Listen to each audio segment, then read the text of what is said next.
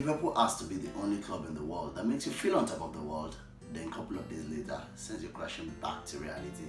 I mean, we played against Arsenal at the Emirates Stadium and we played them off their own park to boost our top four hopes this season, especially when results in other league games went in our favour.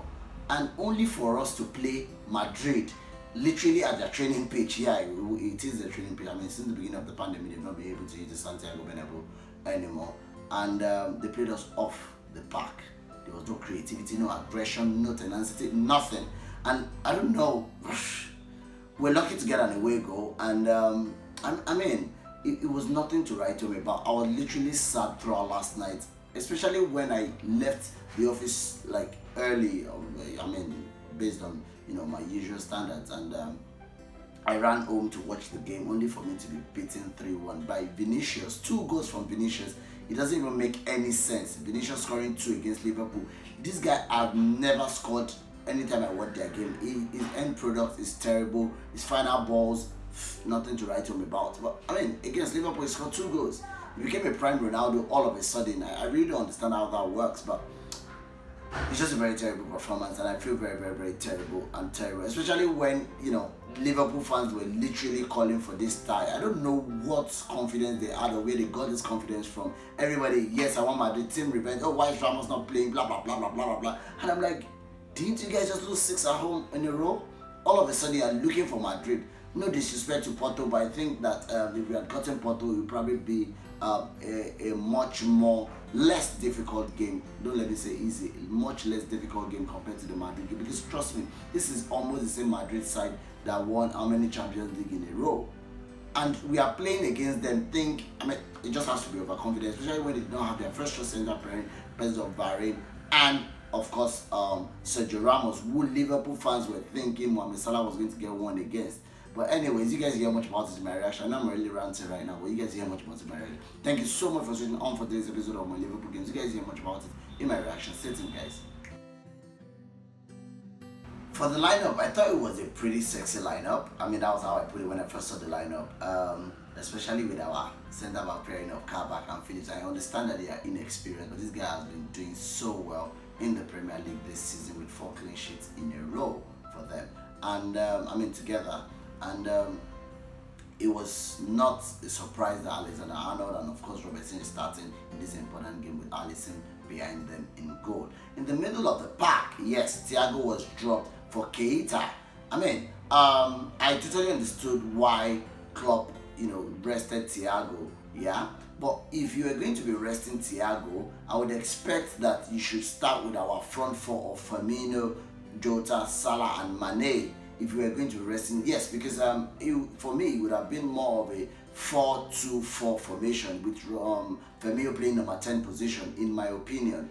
Yeah, but he still went ahead with 4-3-3. I was not expecting him to use 4-3-3. 4-3-3 with Fabinho, with Najum and Keita, then our regular front 3 with Jota this time starting ahead of Firmino. I would expect that Firmino should play this game to act as the extra man in the middle of the park where he can press. Against the likes of Toni Kroos, Modric and Casemiro, would need an extra hand who would be able to press. But no, Klopp went ahead with Keita, who has not been fit almost all season, to start such an important game in our season.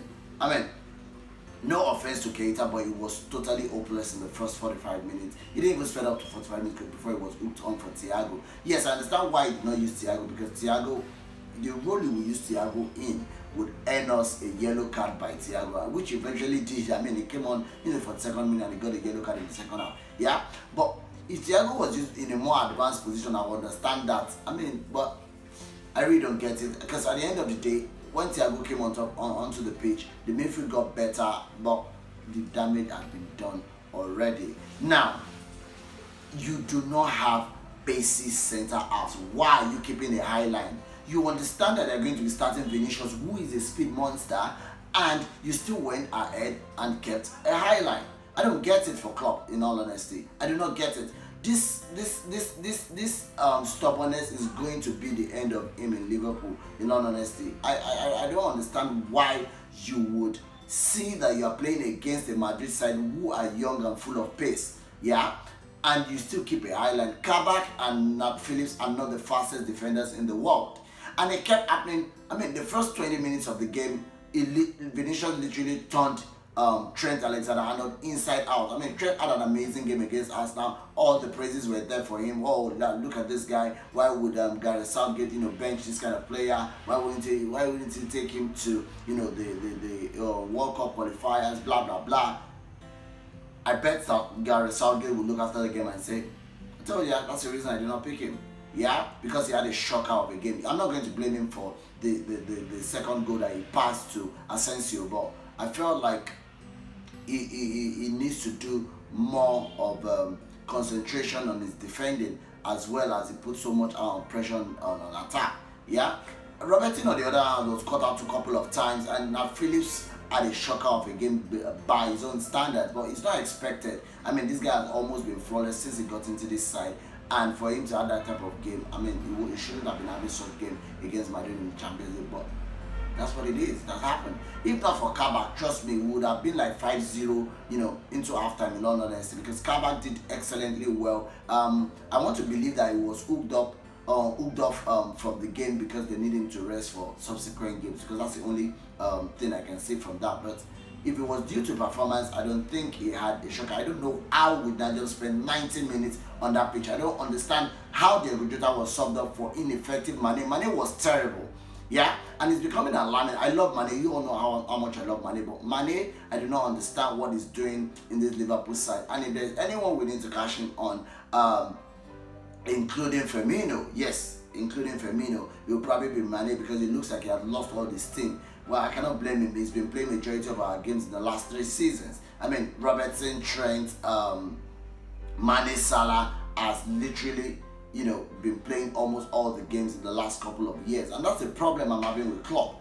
I understand that you're very loyal to these guys that have given you all you wanted and all, but at the end of the day, the greatest of all teams used to reintegrate new players into their side, and they do it in an amazing fashion. Look at the way Bayern integrate players into their side and transit these players into becoming great players from maybe average players or something. Yeah. They had Robben and Ribery for a long time, and they brought in Coleman and Gnabry, who was learning their trade under these guys. And when these guys left together, Coleman and of course Gnabry stepped up. And why wouldn't they step up? Because they've been able to play under the tutelage of these old guys, and that's what Liverpool should be doing. Instead, we're using the same regular front three that we've been using.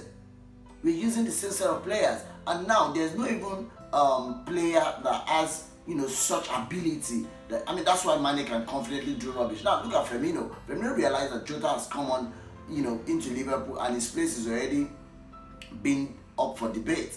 Yeah, and he's trying to sit up because it looks like he's not guaranteed, his place in the side anymore. The same should go for Mane. We need to get someone who can, who can compete with Mane for a starting shirt. Mane, I don't understand how he spent 90 minutes on that pitch. I do not get it. He kept falling here and there. You have done the hard work, yeah? You've done the hard work.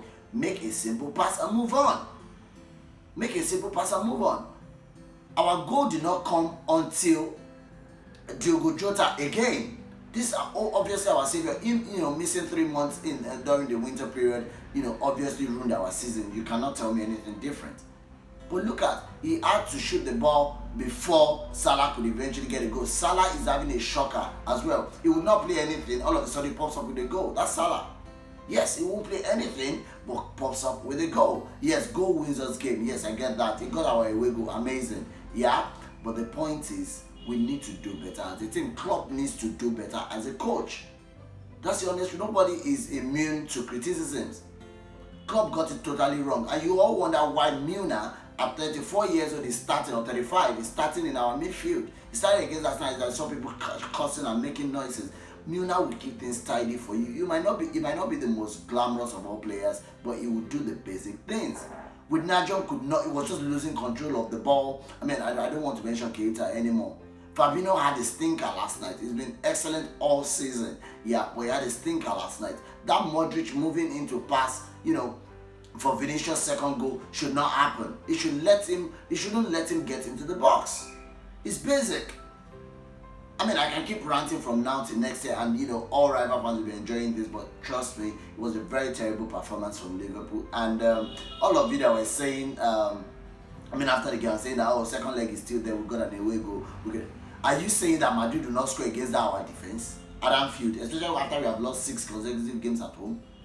Trust me, Benzema will probably score the only game of the only goal of the game. That's in all honesty, because he did not score. Kabak did excellently well against him this first leg. But man, I don't even get it. I'm just really exhausted right now. But the most annoying thing, I did not eat. I did not eat my food before I went to watch the game. Now I got back and I could not eat anymore. It was very sad. It was very sad. But anyways, it is what the Real club has learned his lessons and become ruthless going forward. FSG, please help our coach. Please sign players. There's no way Mbappe will come to this Liverpool side. He will keep playing like shit.